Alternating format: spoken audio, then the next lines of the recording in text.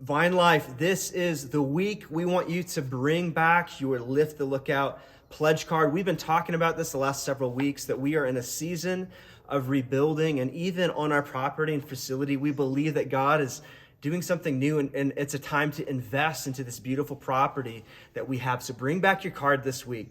Now, a couple weeks ago after church, a woman came up to me. I didn't recognize her at first, but then I realized as she got closer, she was an old friend at Vine Life. In fact, her family was sent out by Vine Life probably 25 years ago as missionaries to Costa Rica.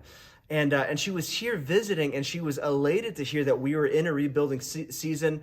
And even as we were talking about Lift the Lookout, she started to share memories of what it was like to build this building back in the early 90s. See, this auditorium that we worship in every week.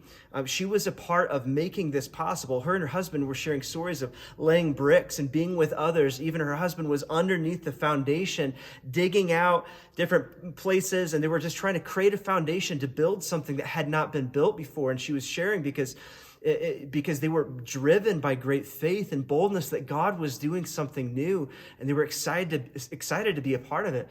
And as she was sharing, I started to realize that everything we have is built on the backs of those who came before us, those who sacrificed, who gave themselves to the work of God. And so we're able to worship every week because of those decisions that were made 40 plus years ago. In fact, this last weekend at Vine Life was a historic time. Probably the most people that have ever been on this property worship God. Probably a couple thousand people were out on the field, and we were worshiping Jesus, and all because of decisions made decades before us by people that most of us have never met.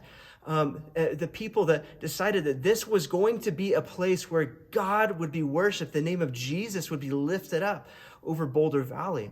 And so that should fill us with gratitude, but remind us that this is the invitation of God. In fact, he did this with his people as he liberated them from Egypt and brought them into the promised land. He had to remind them, listen, you're going into a land that you didn't have to fight for, but I'm giving it to you. And here's what he said to them. He said, I'm bringing you into a land with great and good cities that you did not build, and houses full of all of good things that you did not fill, and wells that you did not dig, and vineyards and olive trees that you did not plant. And when you eat and are full, take care lest you forget the Lord. And I think it's always a thing that we have to remember, that we are entering into a story of what God has done and saints that have come before us. And I believe this is a time for us to pick up our part in the story as well for future generations. Listen, this is not a time to sit back or to be passive or just expect that somebody else is going to pick up the tab. This is a time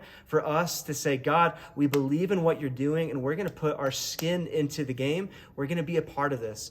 And so listen, over this next year, we're trying to raise another $100,000, and we're doing that through pledges. And we want you to bring back your pledge card with bold faith, believing that God is doing something among us. And let's do that this Sunday, and let's cheer each other on as we build into the future for those who will come much later than us. Love you guys. Can't wait to see you this Sunday.